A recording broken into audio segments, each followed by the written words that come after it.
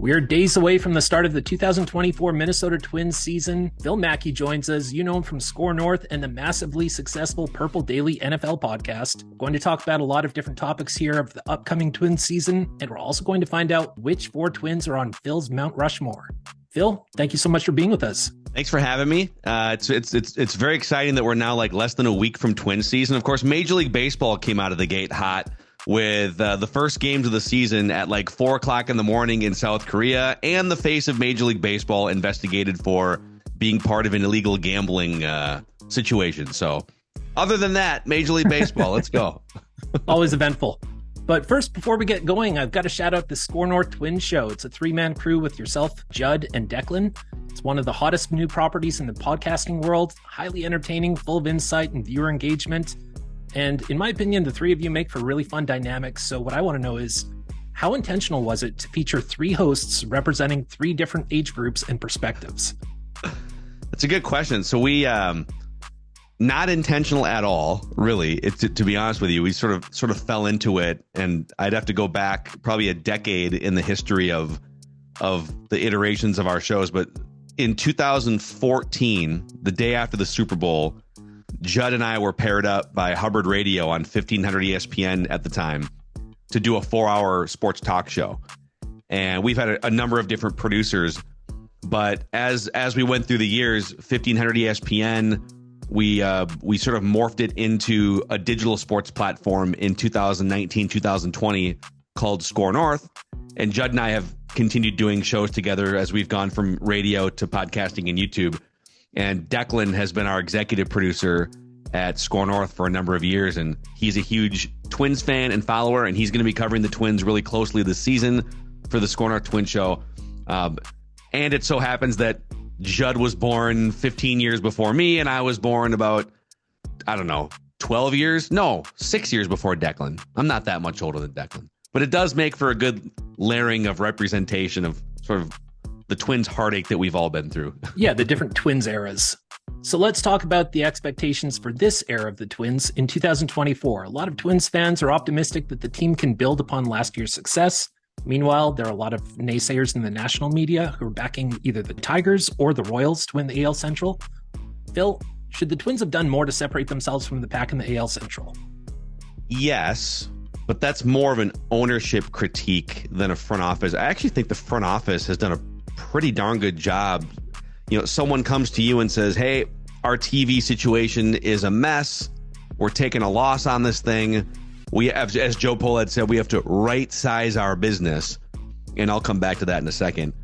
And so the front office said, all right, well, I guess we're going to have to go from $155 million down to whatever, $125, $130 million and make it work. And I do believe the sports books and some of the preseason odds that the Twins are the favorites in the division.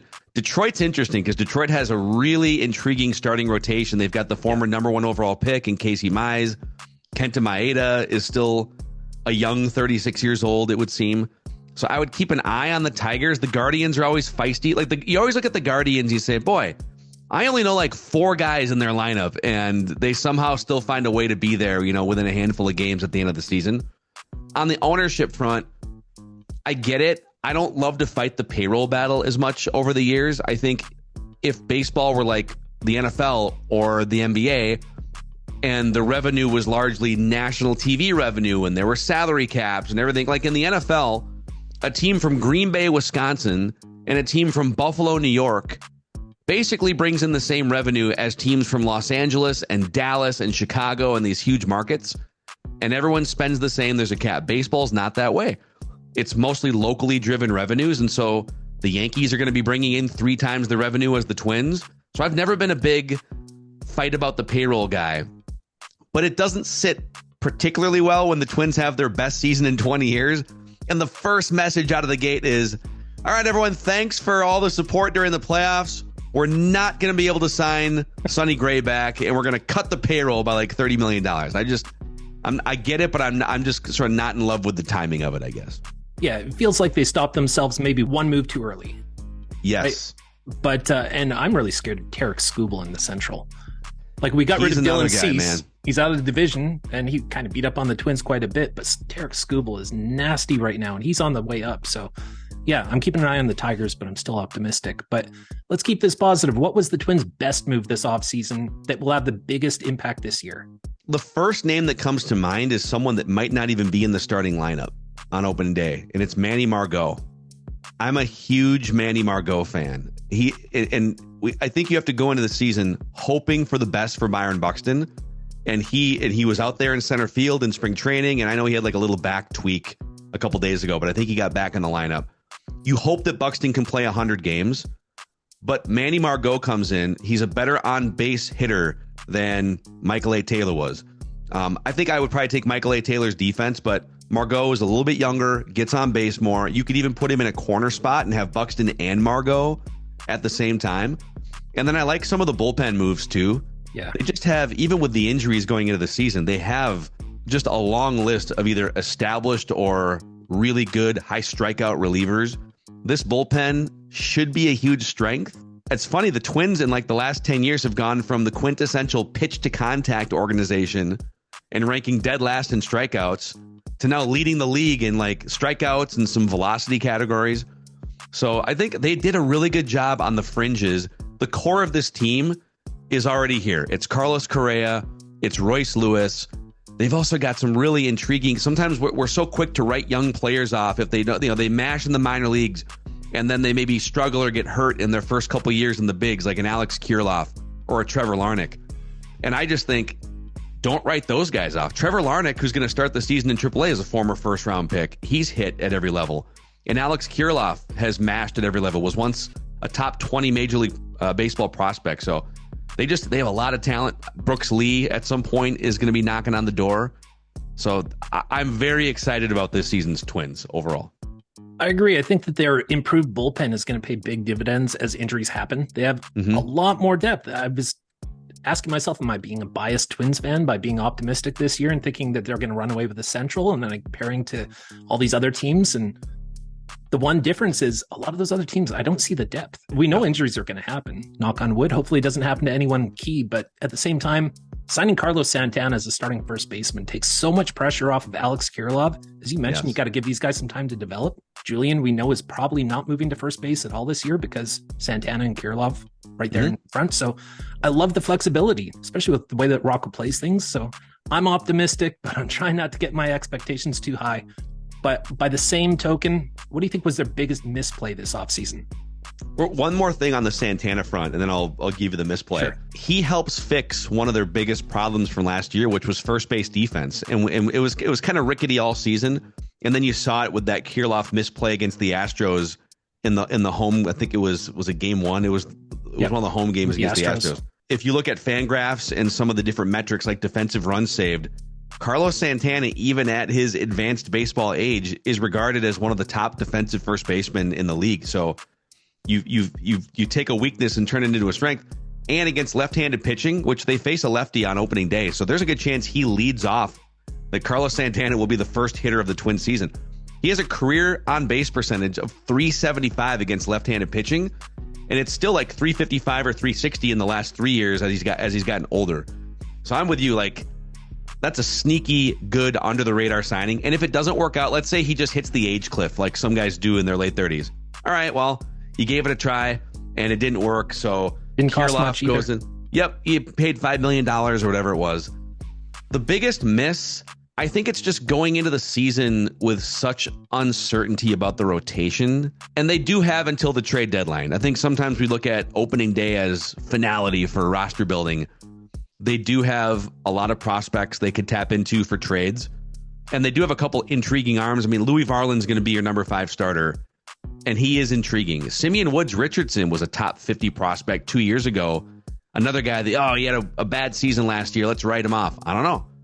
I still think there's a reason why he was so highly regarded a couple years ago as a minor leaguer. So we'll see what happens. But it does feel like they are one reliable, established playoff rotation caliber arm away from actually being a contender. And they're putting a lot of reliance on Chris Paddack going from, he barely threw any innings last year. And even like if you look at his previous seasons, Is he going to give you 160, 170 innings? Almost certainly not this year. Bailey Ober kind of hit a wall with the innings going up last year. Maybe he broke through that, and now he's going to be 175, 180 innings. But it's a lot of question marks and a lot of hope, and hope isn't really a strategy when you're building out a starting rotation. So at some point, I do think they're going to have to add a reliable playoff rotation caliber arm in the rotation. Certainly feels like that's probably in the works later in the year, like trade deadline or something. They have such a logjam of infield prospects. I don't want to give up any of them. Like Luke Keaschall, I'm a huge fan of that guy. I don't see a place for him right now where he eventually slides into the lineup in a few years. But in the meantime, they have options. Renewing with Bally's for another year while pocketing the $30 million of difference in money there instead of spending it on the payroll. It definitely rubs fans the wrong way, like you mentioned. But what I'm wondering is, are we looking at some extensions to be announced this spring? Is there any possibility of that? And if there were, who would you want to see? Well, it would be great if you could lowball Royce Lewis and get him locked in like Evan Longoria 15 years ago. Remember, Evan Longoria signed a contract that took him through like age 31. I think they did it with Denard Span back in the day, or at least they tried to. Nick Blackburn. I mean, it's different front office. Obviously, Derek Falvey is running this show, but they've been shrewd about that. I know people poke fun at like the Nick Blackburn contract that kind of, he signs it and then he just wasn't the same pitcher. And then Randy Dobnak's going to make about $2.5–3 million, not on the 40 man. And people kind of poke at that. But those are the gambles that you should look to take. I just don't know if like Royce Lewis would be the number one candidate. I don't think he is. And Scott Boras is his agent too. So what's going to happen is he's going to go to free agency and then he's going to be on the market till like the day before the season starts. And maybe the Twins, when he becomes a free agent in 5 years, can sign him to one of those Boras specials like they did Carlos Correa. But yeah, I mean, any of the young players, is it too early to go to like Edouard Julien? Hey, you got 5 years of control left. Do you want to sign a 7-year deal and just be secure? I just don't know how many players are signing those on this roster right now, but it is an interesting conversation. Pablo Lopez a year ago signed a 4-year extension, $73.5 million.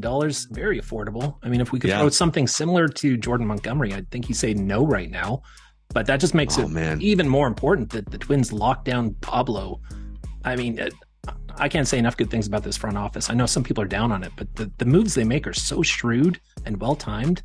Yeah, the last year they've done a really good job. There was some questionable, I mean, some of their deadline moves a couple years before with trading for injured pitchers and whatnot, but huge credit the last like year and a half for what they've built, 100%. And those were gambles. So at the time they made sense, but not every trade's going to work out. But here's a trade that I'm wondering what your thoughts are on it.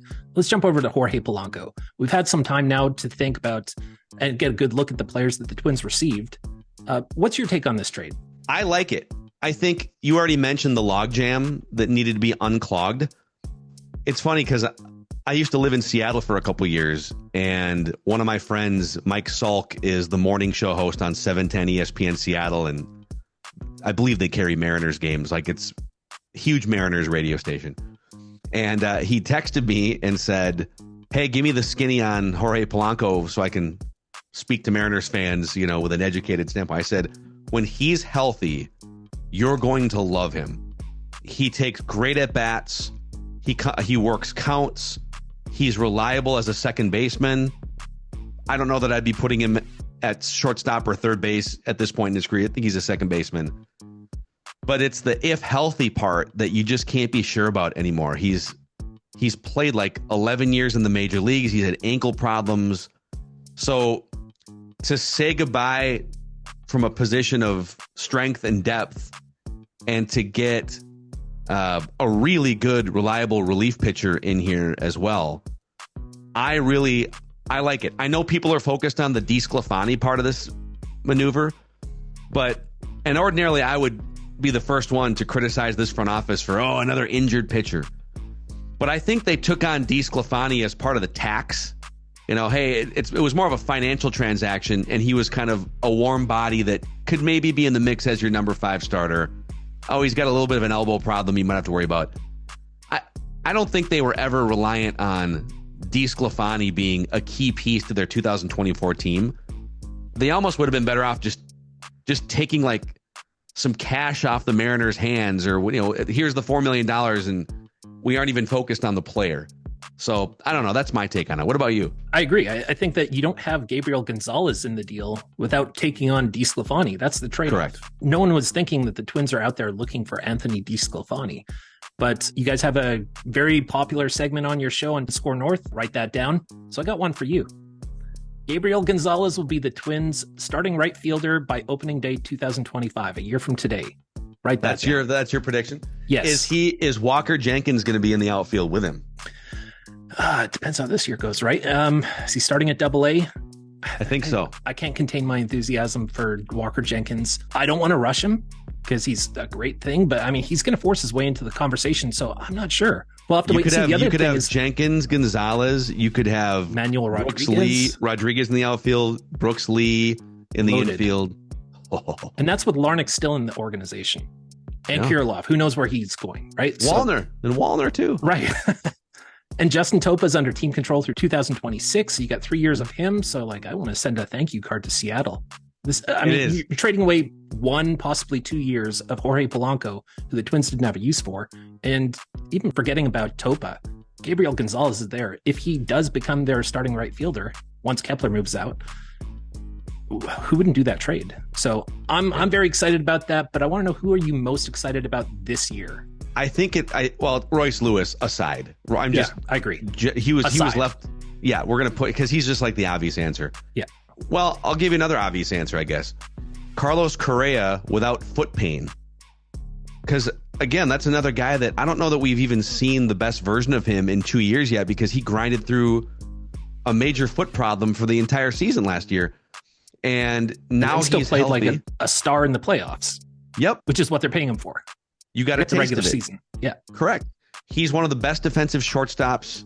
And if he can get back to being a high batting average, high on base, 24, 25 home runs, power hitter, you're talking about like a 5 to 6 wins above replacement player. And you're actually talking about a discount for the $30+ million you'd be paying him if he gets back to being that type of guy. But Brooks Lee too, like, I don't know how you make it work in terms of lineup combinations and where he plays, but I think he's going to start, as we record this, he has not officially been sent out of Major League Camp yet. I do think he's going to start at AAA, but there's a good chance that he is banging on the door May 10th, May 15th, somewhere in there. I'm excited to watch that. He's a ball player, man. Like, he's literally named after Brooks Robinson. So, like, he's a ball player. Well, you took a bunch of my talking points here, because my answer is Carlos Correa too. He's 29. I didn't think he was 29. I keep having to look it up, and I'm like, man, he's only 29. He's been around so long. It's unfathomable to me that Carlos Correa is a Minnesota Twin. He's been with the team for 2 years, and I'm still in disbelief that we're this lucky and fortunate to have a player of his caliber on the Minnesota Twins, and he signed as a free agent. It's one thing to have a guy that you drafted and he sticks around, right? But or traded for, but he chose to be in Minnesota. We don't need to get into the details of how that all came about, but thank you, medical staffs. Yeah. The Twins really had no business being in that conversation at all. He fell in their lap. Everyone thought it was a 1-year thing, and then he'd opt out. Sure enough, he did. There were the Dior comments. As a Twins fan, I was thinking, great. Like, it was good while it lasted. We had one of the top free agents in baseball at that time, signed with the Twins for a year. He's arguably the best shortstop in team history. And I don't know, Twins aren't used to having nice things like that. And when he re-signed, I was all in. I've got my Correa jersey over here. Wow. That I bought the day that the Mets deal fell through. I was like, he's coming back to Minnesota. Went to 19 games last year just so I could watch Carlos in person. I think the Twins signed him for what he does in the postseason. So what he does in the regular season keeps the team together. He's kind of the glue in a way. And I don't know, elite player. So I'm thrilled that they've got him. Who should Twins fans be more excited about right now? Bailey Ober. I think Bailey Ober. He's tall, lanky. He's working on some other secondary off-speed stuff this spring. And for a stretch, he was actually one of their best starting pitchers for like a month and a half last year. And I think there's a good chance that he takes another step forward and becomes a playoff rotation guy. I could probably throw out a couple other names, but I feel like Bailey Ober is a guy that we just kind of, he's just like the vanilla of the roster or something. We just overlook him. I think there's another level to his game. I have a similar answer in terms of someone who started off really well last year and then fizzled out, but I think there was a good reason for it. Joe Ryan. I think we're all overlooking him. He was one of the top 20 pitchers in baseball in the first half. Then all of a sudden he had this unfortunate start where he got hurt against the Braves, gave up 5 home runs in his first 10 at-bats in that game. He'd only given up 4 home runs over the previous 11 starts before that. He had a 298. So like, it's a tale of 2 different seasons for him. The first half up until June 27th, he had 13 of 15 starts that he went 6 or more innings. 298 ERA. His underlying stats all supported that. He had a .91 whip. Like, we're getting stat heavy here. I'm going to put all this on the screen, but it's night and day. And then afterwards, he had a 609 ERA. Again, underlying stats back that up as well, unfortunately. A 146 whip, 2.6 home runs per 9, as opposed to in the first half, 0.8 home runs per 9. Like, it's just day and night. The guy was hurt. He's tried to play through it. I'm sure that exacerbated his issues even more. I'm no doctor, but it's not the same Joe Ryan as in the first half. Seems like the old Joe Ryan. I think we've got kind of a replacement for Sonny Gray there. I know everyone's looking at Chris Paddack, but can't overlook Joe Ryan. I 100% agree with this. If you just take out, it was a 7-start stretch from that Braves game until he finally went into the trainer's room in Rocco's office and said, okay, so I'm hurt.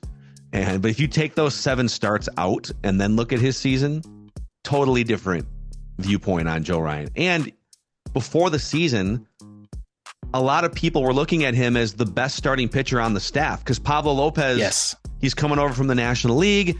Pablo had his best season as a professional. He took a step forward and now he's the clear ace. So I'm not questioning that now. But there was some chatter that like Joe Ryan is actually the best starting pitcher on this staff. Should that be completely flushed because of a bad 7-week stretch that involved an injury? You know, again, we're so quick to like move off guys or put someone in a bin, and he's young enough to. Now, if you're 31, 32 years old, okay, put him in a bin.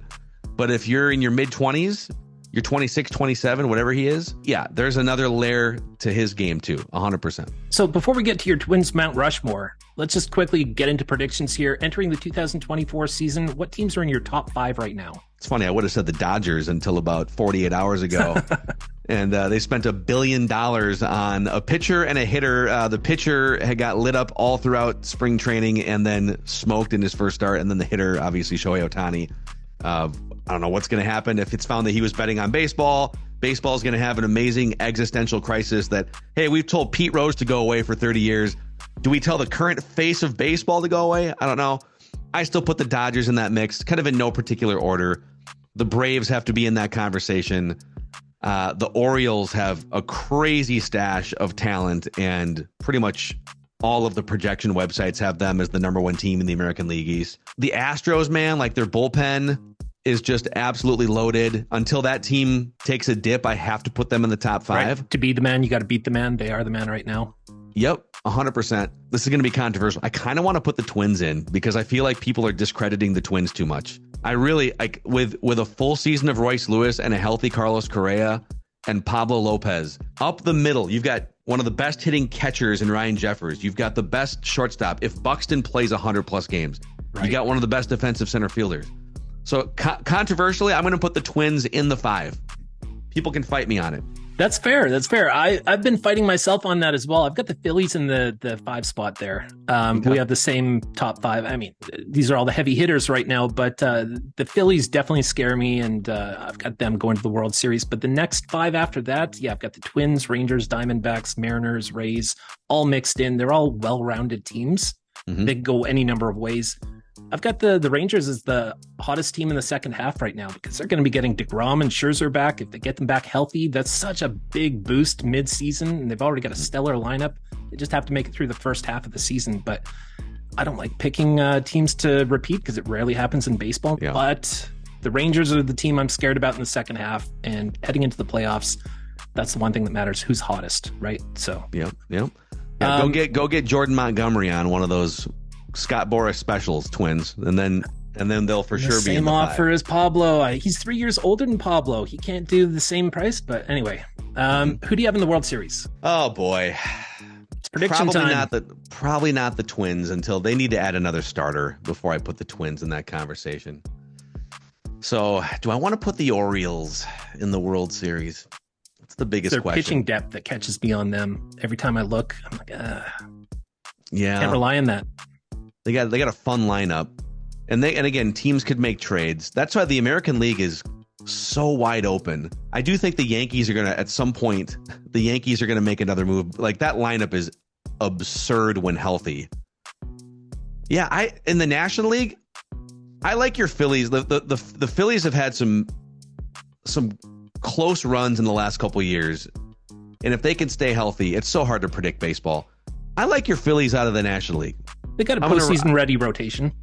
Yeah, I'm going to ride your coattails on that one. And then in the American League, I'll say the Twins. What the hell? Let's put the Twins and the Phillies in the World Series. Let's make it happen. I'm glad you're doing that because I got the Phillies and Astros. I can't pick the Twins. I want to, but they need another arm. I can make an argument. They need another arm. And you know what? Maybe that arm is David Festa. We'll have to wait and see. Who's on your Minnesota Twins Mount Rushmore? So I did during the offseason. We unveiled this in 5 different episodes. I put together my top 25 Twins of all time. And so I should probably just give you the top 4 on that list as the Mount Rushmore. But I have a side rant about one of the ones that's not in the top 4. So in order, my top 4 Twins of all time are Kirby Puckett, Rod Carew number 2, Harmon Killebrew number 3, and Tony Oliva number 4. And I know a lot of Twins fans would bristle at Kirby Puckett over Rod Carew and Harmon Killebrew. I view postseason heroics and peak greatness as weighing heavier than longevity. So all these players are great. And hell, Rod Carew has a bajillion batting titles. His 1977 season is maybe the best individual season in Twins history. So, this is definitely debatable. But Kirby Puckett was the face of the greatest Twins team of all time and the hero of Game 6, sending them to Game 7. So Kirby Puckett, Rod Carew, Harmon Killebrew, Tony Oliva. The guy that I want to rant about for a second is Jhoan Santana. He is the greatest pitcher in Twins history.